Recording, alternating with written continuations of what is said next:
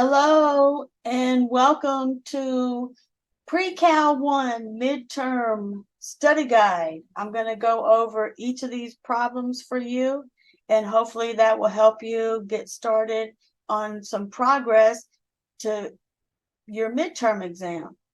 Okay, number one. Number one is asking us to find the distance between P and Q. Don't forget your distance formula. X2 minus x1 squared plus y2 minus y1 squared, and you will get your answer. And so if we put those in there, we will get -5 minus 3 squared plus -5 minus 4 squared. And if I simplify this, I have -8 squared plus -9 squared, and that gives me 64 plus 81. And if I add those together, I will get 145. So answer is D on this one. Okay, next, number 2 asks us to find the midpoint. Midpoint tells us to take x1 plus x2 divided by 2, and then y1 plus y2 divided by 2. So we've got 8 plus 3 divided by 2, and then 5 plus 0 divided by 2, and that gives us 11 over 2 and 5 over 2. Answer is B. We know from number 3, since we don't have both letters, that this either is a horizontal or vertical line. You learned something called Hoy, Vux, if you were watching my videos.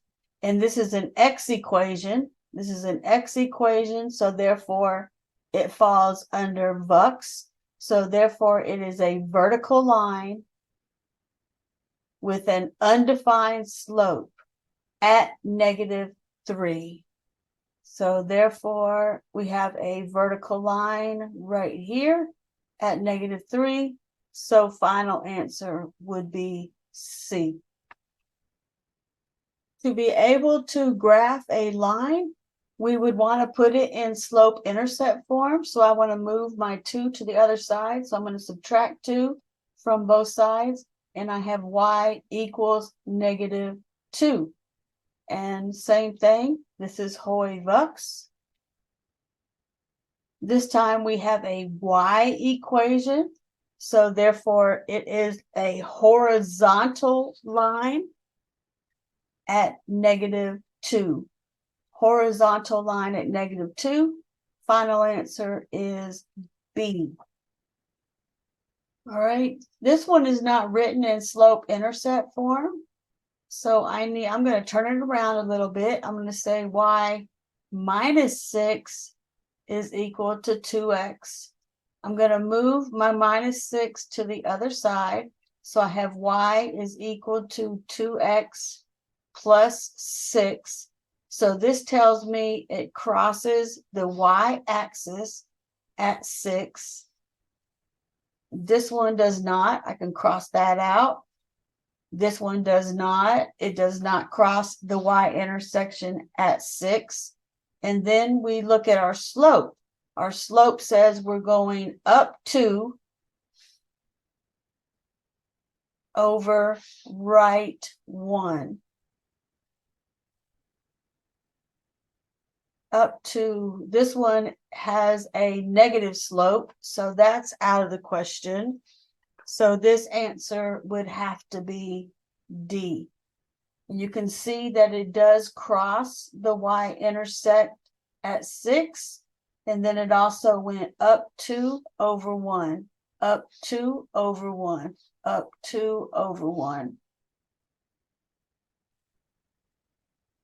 Right, number 6 and number 7 have to do with slope. The first one gives you 2 points. So they want you to use your slope formula, which is y2 minus y1 over x2 minus x1. So if I filled in those amounts, my y2 is 5 minus negative 3 over x2, which is 4 minus negative 6. A negative with a negative is equal to a positive. So this becomes 8 over 10. And if I simplify that, I will get 4 over 5. Final answer is C. In number 7, they have not written this in slope-intercept form. So I'm going to write this in slope-intercept form first.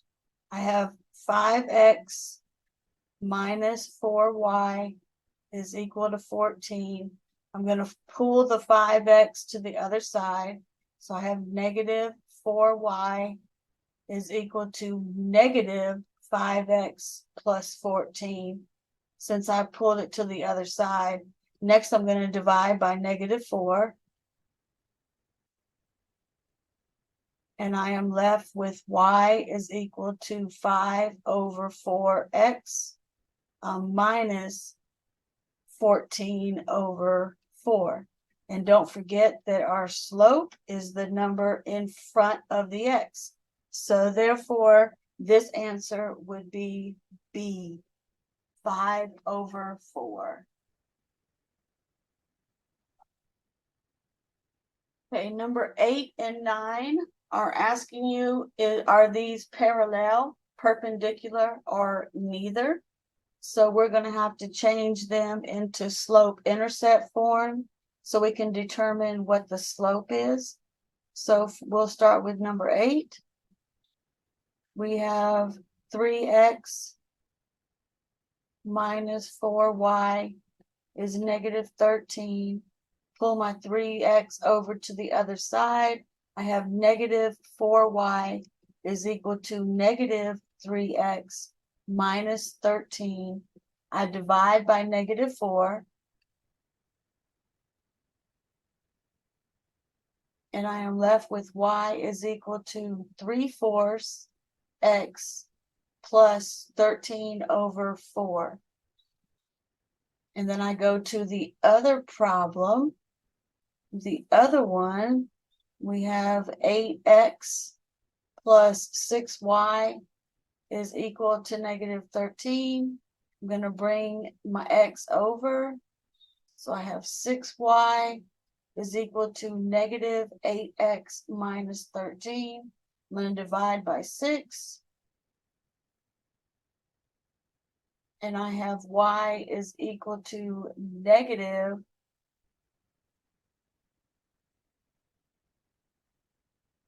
4 over 3 minus 13 over 6. And you'll notice that I reduced that fraction. And so when I look at these, I notice that they are flipped upside down, and they also have changed signs. So therefore, they are perpendicular. So for number 8, we will get C, because my slope has flipped upside down and it has also changed signs. I'm not going to do number 9. I'm going to let you guys practice on that one. But we are going to find out that they have the exact same slope. So the answer to number 9 will be parallel. And it is done the exact same way that we did the other ones, except for these had the same slope. Same slope means they are parallel. Okay, number 10. First of all, you can look at it and see if it's a function or not. If it's a function, then you can eliminate not a function. And you will notice that number 10 is a function. If I perform the vertical line test, we will get a function, so it's not D. So let's go and figure out what our domain is. Our domain, as we walk in from the X, we are always seeing this all the way from negative infinity to positive infinity, which is all real numbers. All real numbers. So our domain is all real numbers. Well, that doesn't help us because, well, it helps us with A, because they said the domain is all the numbers that are less than 9. So we can cross off A as well. All right, let's go to the range. If I follow this graph from the bottom of the y-axis to the top, I am going to go from negative infinity to positive 9. So my range is from negative infinity to positive 9, which is what both of these say. Both of these say. So next, let's look at the intercepts. Where are your x-intercepts and where are your y-intercepts?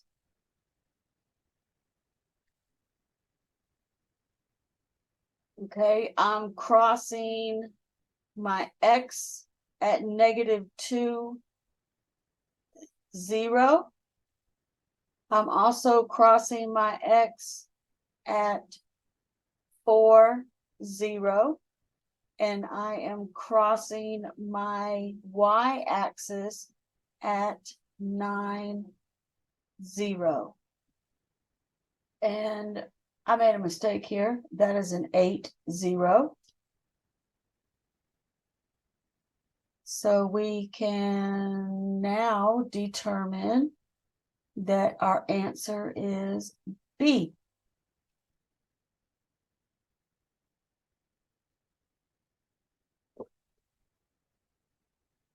All right, number 11. When looking at number 11, and it does not pass the vertical line test. If I drew me a vertical line down this graph, I'm crossing at 2 points. So therefore, this one is not a function.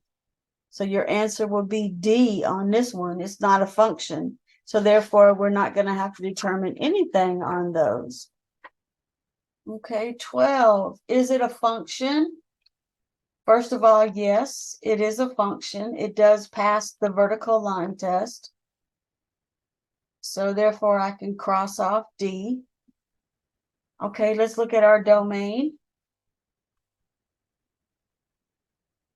It looks like the first place that I see this is -2 on the x-axis, and then I see it all the way to infinity. All right, so that eliminates A. Range. It looks like I start seeing it at 0 and then going all the way to infinity. So that eliminates C, because they said the range started at -2, which is false. So that eliminates the C. So therefore, this answer is B. Number 13 is asking, where does it cross the x-axis? What are the x-intercepts? You can tell by your -50 that this would be -10, -20, -30, -40. So we can see at -30 it crosses. So it crosses at -30 on the x-axis. And then over here, it looks like, again, this is 10, 20, 30. So this will be 35. And that gives me an answer of D. There's only 2 places where this graph crosses the x-axis. Okay, number 14. It asks me, is this graph even, odd, or neither? This is even because it is symmetric on the y-axis.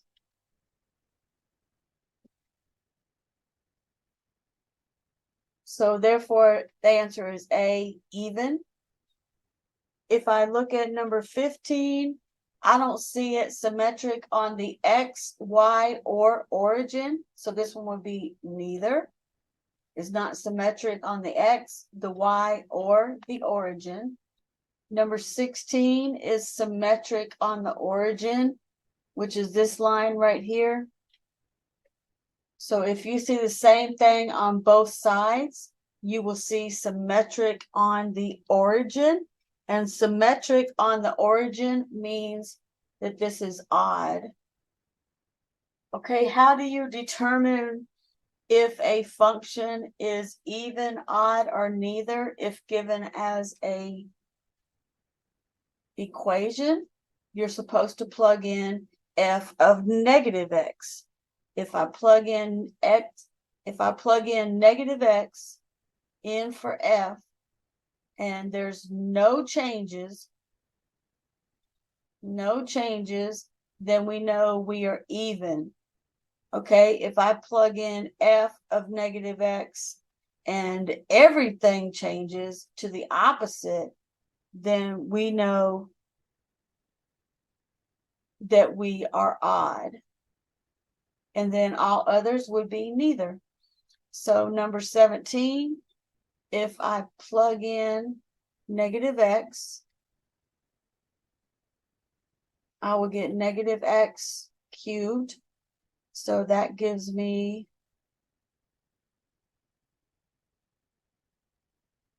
negative x cubed.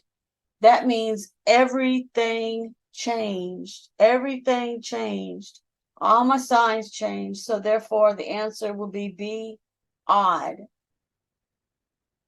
Okay, number 18.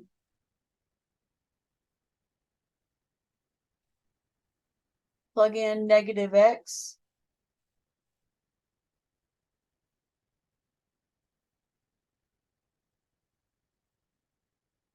I now have negative 7x cubed minus 6. And you will notice that only one of them changed. So therefore, this answer is C, neither. Okay, and number 19, if I plug in negative x, I'll get negative 3 times negative x squared minus 4. So that gives me negative 3 x squared minus 4.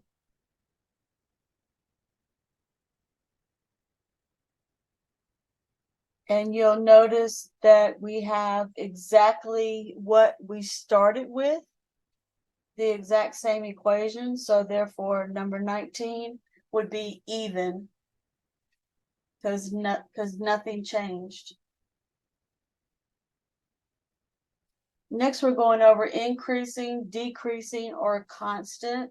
The first interval that they have us going over is 0 to 1. So from 0 to 1 on the x-axis, what is happening? It looks like the graph from 0 to 1 is decreasing, C, decreasing.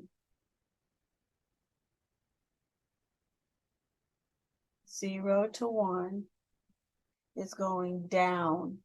All right, 21. What is happening from 0 to 1? So from 0 to 1 right here is the same as right here. And it looks like that's a straight line going across. So therefore, that is B, constant. From 0 to 1, it is constant because it's straight across. You see straight across, That means constant. Okay, next 22. What is happening from 2 to infinity? From 2 all the way down. If I look at this graph, it looks like it is going downhill. So therefore it is C, decreasing. Okay, number 23. This is when we're using our techniques that we learned about shifting graphs to the left, right, up, down, and also stretching or reflecting these. If I look at this particular graph, I can tell that I got to look first at what is my parent graph. My parent graph is the x cubed graph. And then they're telling us inside that they want us to shift this -5. So if I shift this -5, that means I am going to move 5 to the right. Because if it's minus, we're going to do 5 to the right. And so so this one moved left, that's out. This one moved up, so this C is out. B moved down, that's out. So therefore our answer would be D. They took the parent graph of x cubed and moved it 5 places to the right. Okay, next we have the parent graph of radical. So this one looks like this, but we have moved it. If you look on the inside, we have -7, which this is going to move it to the right 7. And then on the outside, we have +6, which moves it up 6. So we start looking for this parent graph that has moved right 7 and up 6. Well, this one moved left. This one moved left and down, so that's out. It looks to me like my final answer is going to be D, where they moved it right 7 and up 6. Okay, next on number 25, we have another shift. Let's see what we got. We got a quadratic, so our parent graph is x squared, which is a parabola right here on 0. So we know what our parent graph is. We look on the outside, and it tells us that we moved +2. So I need to make this go up 2. And then on the inside, we have a +1, which means I'm going to go to the left 1. And then I also see on the outside, I see a negative, which means we are going to flip it. And then we also see a 3. And so this means that our graph on the outside is going to get skinny. If you have a whole number at the beginning, the graph is a little bit skinnier. All right, so let's see what all of them turned upside down, so that was good. Did any of them go up 2? And then inside, outside, and flip it. And you will find out that all of that took place on D. Answer for number 25 is D. It went upside down. It also went left 1. You can see where it went up 2. And then it was flipped upside down, and it was also skinny.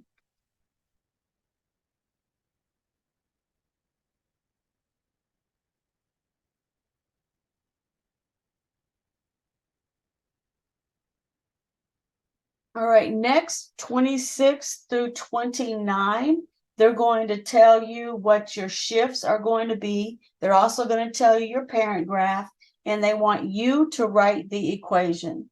So let's do each one of these independently of each other. Number 26, if I take the quadratic and move it up 5, that's going to be on the outside. So my answer would be B. This means that I took the quadratic graph and moved it up 5. Number 27, it says I have the absolute value graph and I shifted it 7 units to the left. Well, if we move left or right, we're going to put this into inside 3, 4, 5, 6, 7. So it looks like this is a V that is 7 to the left. And if you're going to the left, that means you put on the inside adding. So A would be the answer for this one.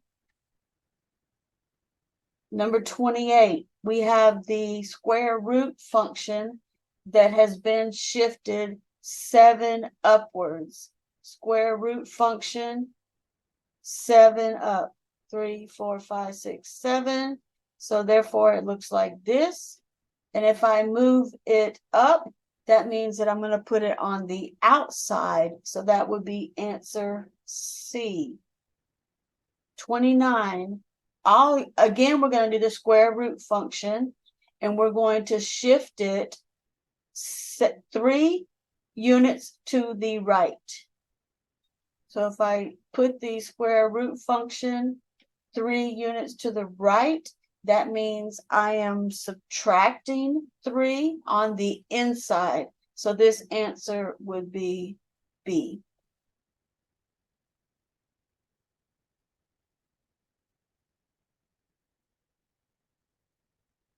Okay, number 30, 31, and 32 are putting functions together. So the first one, number 30, is asking me to add the functions. So if you were going to write this problem over again, you would put 5x minus 4 plus negative 9x plus 6. And if I add my like terms together, I'm going to get negative 4x, and then negative 4 plus 6 is positive 2. So the answer would be D. In number 31, they are asking you to take the functions and subtract them. So I have x squared plus 5x minus 4. And I'm going to be subtracting negative 8x squared plus 7x minus 10. So that means I'm going to have to change some signs. So I now have x squared plus 5x minus 4. Change that to a plus, and I have positive 8x squared minus 7x plus 10. And so if I put these together, I have 9x squared minus 2x plus 6. So number 31 would be answer B. Okay, number 32 is asking me to multiply. This means multiply right here. So I have 4x plus 4, and I am multiplying that by negative 2x minus 8. I use FOIL on this. Out first is negative 8x squared. Outer, negative 32x. Inside, negative 8x. Outside, negative 32. So we end up with our final answer of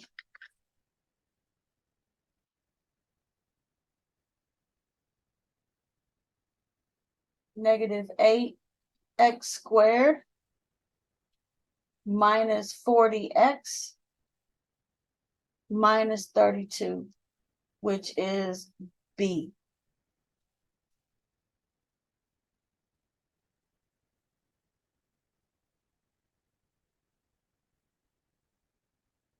(33) and 34 are composite functions. Composite. We learned these as f of g of x, where you take one and put it into the other. So number 33, we are going to start with our x, which is 6. In place of the x, we're going to put the g. And then we still have plus 4. So that ends up giving me negative 18x plus 12 plus 4. And if I put these together, I will get 16. And I have my negative 18x on the outside. So therefore, this answer is C. Okay, number 34. This wants me to find 2 times x squared minus 2 plus 3. So if I simplify, I have 2x squared minus 4 plus 3. And I will have 2x squared minus 1. And that gives me the answer of A. All right, number 35 is asking us to find the inverse of the solid line. So we have a solid line and we want the inverse to be the dotted line. So how do we find inverse? Don't forget, the way to do it is to put you a line straight down the middle and see, did they move it mirror image to this diagonal?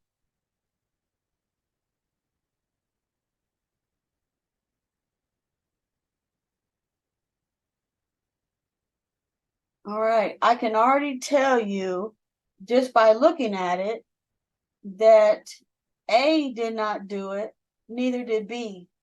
That wasn't a mirror image. Now we do have a mirror image on the bottom. And so it says your solid line is the line given 2x. So which one of these is 2x?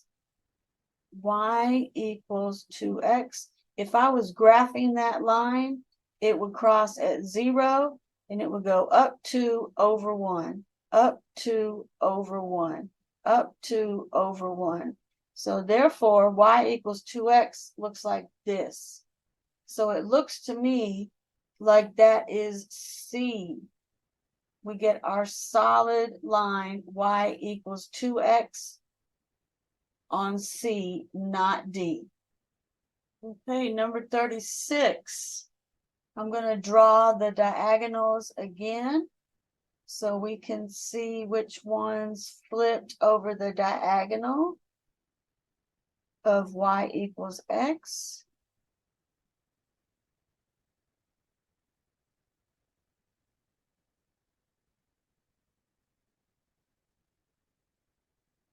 And then we also have to look at our graph. This is the radical graph